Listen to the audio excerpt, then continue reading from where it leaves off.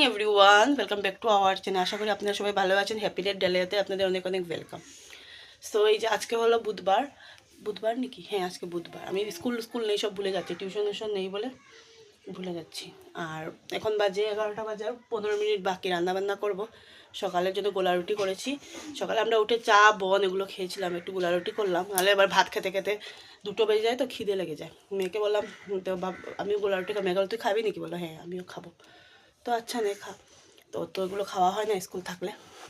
আমি তো খাই সবসময়। আর রুটিটা বানাতে চাইনি, কারণ ভালো লাগছে না একদম ঝামেলা ঝুমেলি করতে। তো গোলা রুটি করলাম। এখন সবজি টবজি কাটবো দুপুরে রান্নার জন্য। তো ভিডিওটা দেখতে থাকো, না স্কিপ করে। কাটাকুটি করতে বসে পড়লাম। ঠান্ডাটা আজকে বেশ ভালোই ছিল। 24 ডিসেম্বর থাকবে না কেন? এখন তো পৌষ মাসের 8 তারিখ ছিল। ঠান্ডা তো থাকবেই।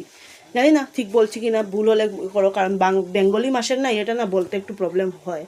কিন্তু আমাদের মানে বাঙালি মানুষের বেঙ্গলি ইয়েটা জানতে হয়, কিন্তু আমাদের তাও প্রবলেম হয়। তো এই যে ফুলকপি দিয়ে, মাছ দিয়ে, আলু দিয়ে করব, আর ডাটাটা রেখে দেবো, পরের দিন ডাটা চচ্চড়ি করব। এখন ফুলকপির ডাটা উফ কি ভালো লাগে! তোমরা কারা কারা খাও? আমি তো খাই, কিন্তু সব মানে এই এখন ভালো লাগবে, কিন্তু ওই যে মাঘ মাস চলে আসলে আর ভালো লাগে না। যে ফুলকপিটা একটু পুরনো হয়ে যাবে না, তখন ওই ডাটাটা আর বানালে ভালো লাগে না। অনেক রকম করে বানানো যায়, সর্ষা দিয়ে, জিরে আদা দিয়ে, মাছের মাথা দিয়ে, আমরা অনেক রকমই করি। অনেকে এক রকম করে জানি না, এক এক দেশের এক এক রান্না, তাই না?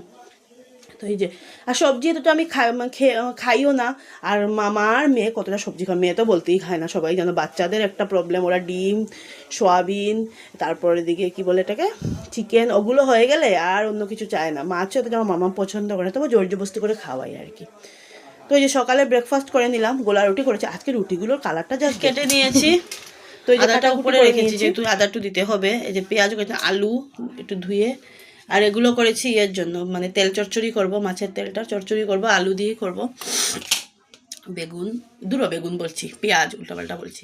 বেগুন কালকে নিয়ে আসিনি, কারণ বেশি একটা আমার বেগুন খেলে অ্যালার্জি হয়, তার জন্য করবো। তো ভাবলাম দুই একটা শিম দিয়ে দিই, ভালো লাগবে। এখন তো কচি শিম না।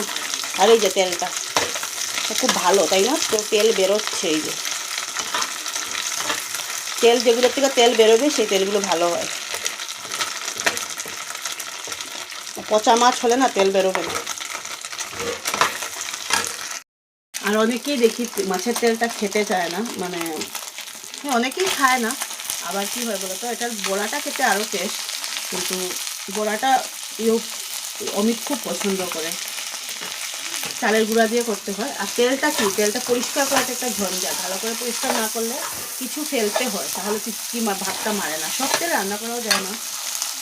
সবচেয়ে ভালো কাতলা মাছের তেল, আর বড়ো বড়ো যেগুলো রুই, ওগুলোর তেল। আমি দেখলাম এই তেলটা ভালো বলে কালকে বললাম ওনাকে দিয়ে দেন, খাবো। বলে না, খাওয়া জানলে সব কিছুই মানে খাওয়া যায়, আর না জানলে সব কিছুই খাওয়া যায় না, কোনো কিছুই খাওয়া যায় না। স্নান করলাম, সিঁদুরও পরিনি, মাথায় শ্যাম্পু করেছি। কীরকম জানি হয়ে যাচ্ছে, মানে শুধু চুলকায় মাথার মধ্যে। ঠান্ডার দিন তো সেই করবো। আগে গাছে 2-3টে ফুল আছে, নিয়ে আসি, তো দেবে, তবে কয়েকটা আছে দেখলাম। তারপরে এসে মুখে ক্রিম দিয়ে সিঁদুর করবো।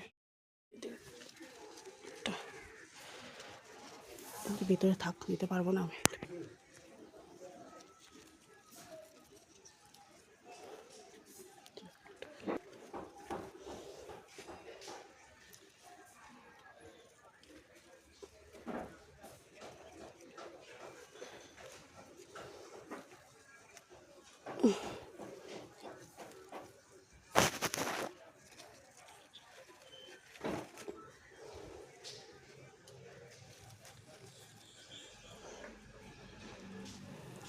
পুজো দিয়ে দিয়েছি।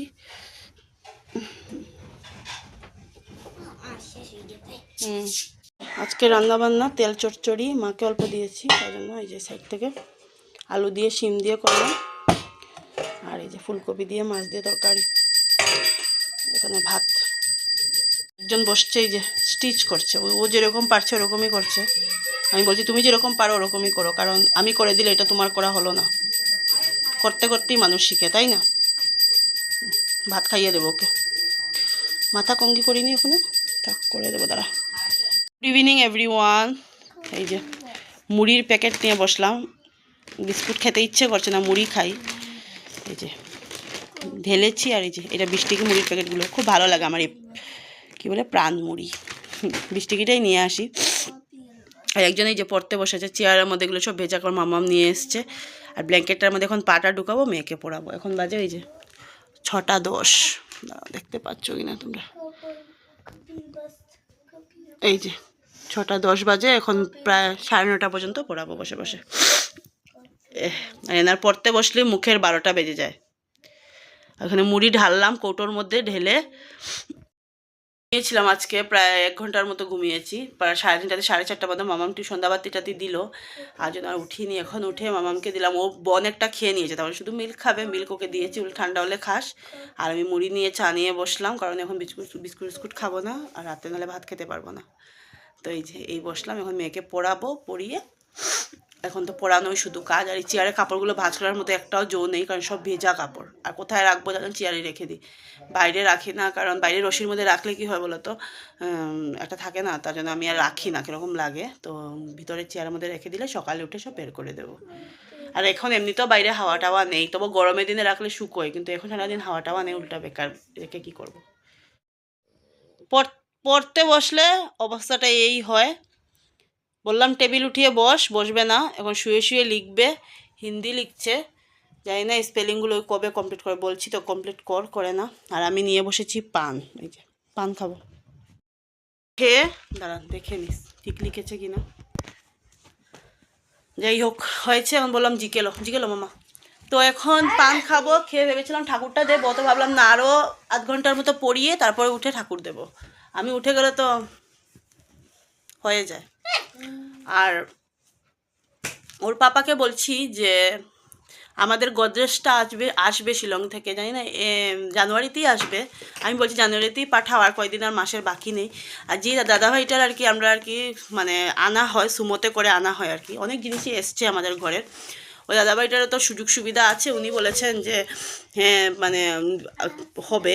সো আমারও এমনি আমার কোনো প্রবলেম হবে না, এখানে যদি পাঠিয়ে দেয় গলির মাথা থেকে আমি নামিয়ে একটু ঠেলাওয়ালা মানে দেখে চেনা জানা আসে তো এদিকে, হ্যাঁ পড়ো তো কপিলো তখন কি করি ইয়ে করে দেবো, নামিয়ে ফেলবো। তো ওটাও পাপাকে বলছিলাম আর কি পাঠিয়ে দেওয়ার। একটা কথা বলছিলাম যে আসার 1 বছর হয়ে গেছে, আমাকে এখন একটা ঠাকুরের সিংহাসন কিনে দাও।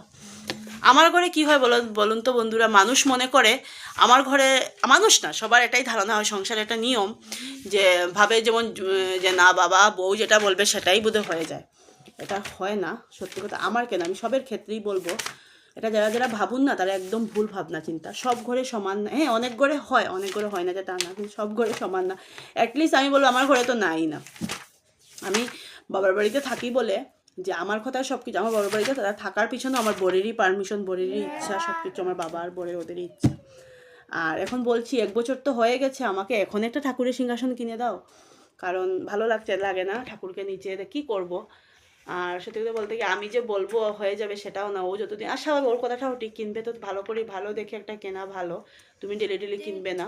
আর এখন আমাদের এখানে যেটাই আমরা কিনি না কেন, পারফেক্টভাবে কিনলে আমাদের চিরজীবন চলে যাবে, আমাদের বুড়ো বুড়ির জীবন, তাই না? আমাদের তো আর ছেলে নেই যে ছেলে হবে, ছেলের বউ আসবে, ছেলে হবে বলছে সরি, ছেলে হলে ছেলের বউ আসবে, ছেলের একটা থাকবে, আমাদের না, আমাদের বুড়ো বুড়ি যতদিন চলে ততদিনই শেষ, তাই না? এটাই শ্বশুর অমিত বলে। তো এরপরে মামাম কী করবে না, তো মামামের ব্যাপার। তো বললো যে না একটা ভালো দেখেই কিনে দেবো, কিন্তু এখন মানে 2 দিন পরে এই কথাটা তুলছি, 2 দিন পরে কথাটা তুলছি, জানি না কবে দেবে না, ঠাকুরের কাছে প্রার্থনা করছি। তো ওই যে পান নিয়ে বসলাম, আর আজকাল পানেরও যা দাম বেড়েছে, বাংলা পানের উপায় নেই, কিন্তু আমি তো খাসিয়া পান খেতে পারি না বলবো আমি, আমার মা, আমার দিদা, আমরা খেতেই পারি না, পুরো মুখ জ্বলে যায় খাসিয়া পানে। তো বাংলা পানি যতই দাম বাড়ো খেতে তো হবে, এই জিনিসটার লোকে কোনোদিন কোনো কম্প্রোমাইজ চলবে না। তবে এখন ভালো সুপুরি কিনতে হয় না, আমি শিলংয়ে কম সুপুরি কিনেছি না, এখানে আমাকে সুপুরি কিনতে হয় না, কারণ অনেক সুপুরি এখন খেলেও শেষ হবে না এই বছর। সুপুরি মানে কি?